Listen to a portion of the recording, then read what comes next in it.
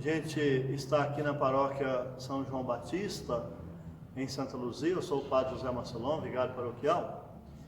E a nossa intenção então é transmitir mensagens que ajudem o nosso povo de Deus, né, a estar refletindo, estar assim discernindo também, digamos, na própria jornada da vida, aquilo que seja ajuda para alimentar a própria fé. Então a gente pensou em dar um nome simbólico, né, por causa de São João Batista. Então coloquei esse título, Na Trilha do Precursor, que é uma homenagem, digamos, ao grande São João Batista, que foi precursor de Cristo, anunciando a chegada dele para a humanidade toda, o nosso Salvador.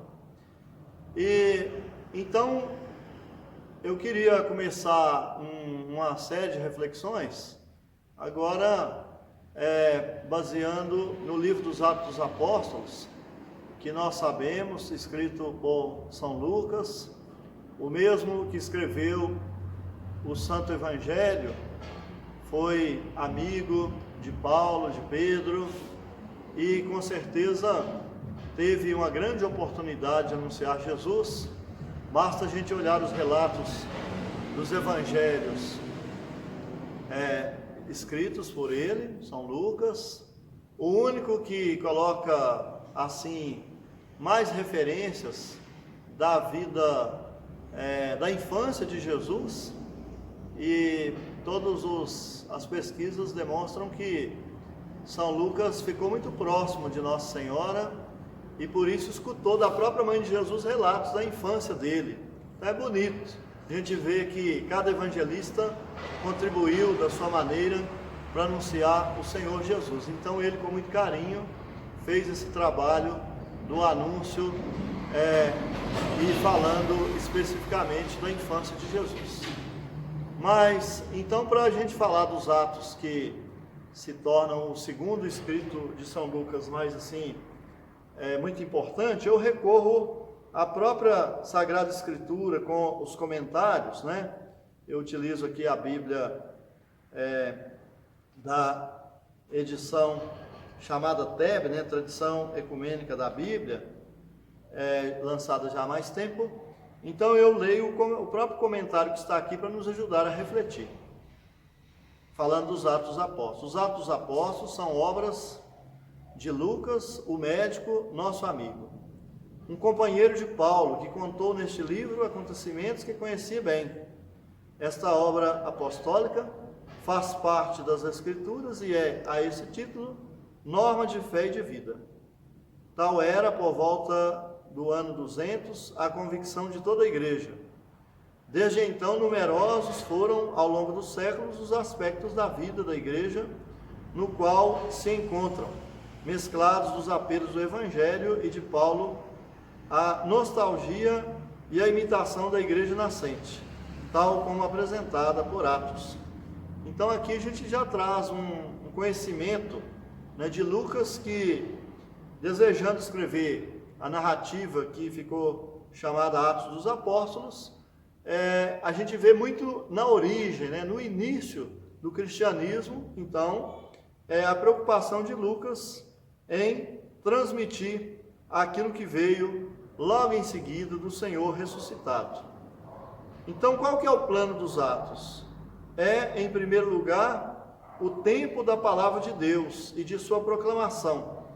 O testemunho que proclama Jesus ressuscitado, Senhor e Cristo. Então, ele tem essa intenção no seu escrito. O livro dispensa visível atenção ao espaço geográfico e ao espaço humano, onde essa palavra se difunde. Então, a preocupação dele não é, assim, localizar, né, tal lugar, como aconteceu, foi assim, foi assado, mas é justamente transmitir o próprio sentido da palavra de Deus. Em Lucas, a manifestação de Jesus, começada em Nazaré, terminava em Jerusalém. Então ele faz uma trajetória, uma caminhada de fé bonito, né? Que Nazaré, nascimento de Jesus, Jerusalém, fim existencial, humano de Jesus, a sua morte. nos Atos, o Evangelho parte de Jerusalém para atingir a Samaria e a Judéia. Depois atinge a Fenícia, Chipre e Síria, antes de chegar a Roma. Isso tudo é anotado nos Atos. A palavra destina-se a todos os homens, primeiro a Israel, depois as nações pagãs, determinada por Deus e por Jesus. Essa abertura do Evangelho e da salvação aos pagãos é o tema principal do livro. A conversão de Cornélio e dos gregos de Antioquia, a missão de Barnabé e de Paulo, são as primeiras etapas dessa abertura, cujas modalidades, por um momento postas em questão, são finalmente confirmadas. Com isso, Paulo pode empreender uma grande missão até sua prisão e chegada a Roma. Sem entrar em detalhes, essas são as grandes linhas dos planos dos Atos, nessas etapas simultaneamente geográficas e humanas que marcam a difusão da palavra de Deus.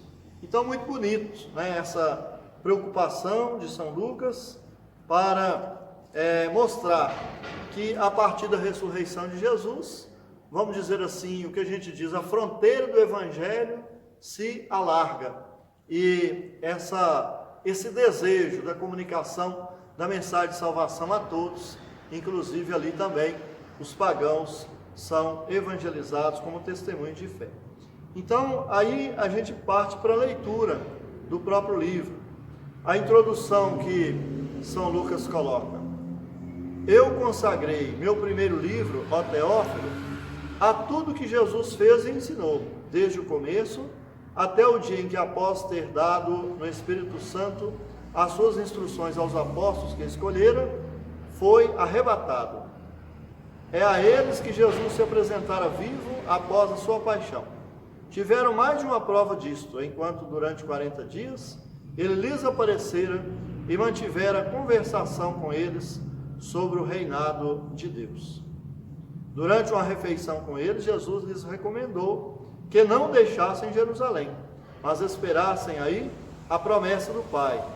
Aquela disse que ouvistes de minha boca. João batizava com água, mas vós, é no Espírito Santo que sereis batizados daqui a poucos dias. Então aqui a gente já pode extrair tantas coisas importantes para a nossa consideração.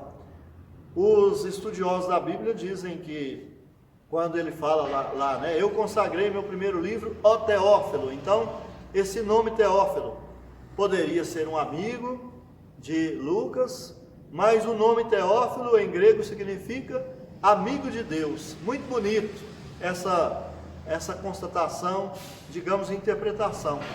Eu escrevi o meu primeiro livro, o Evangelho, né? Ó amigo de Deus.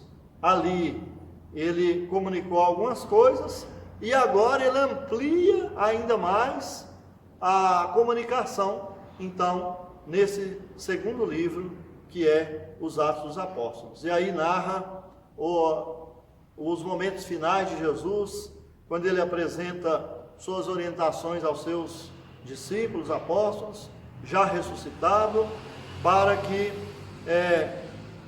eles possam então dar continuidade na missão.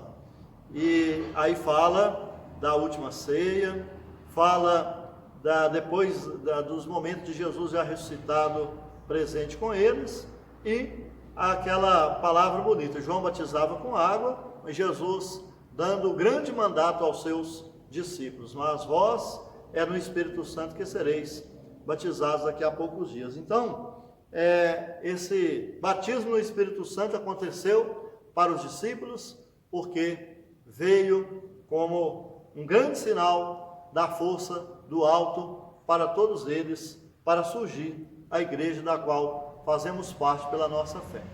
Então nós estamos simplesmente introduzindo o comentário e a leitura, mas desejando então dar uma sequência, dar uma continuidade aqui nesse canal que nós julgamos importante de comunicação, de reflexão, né, na trilha do precursor.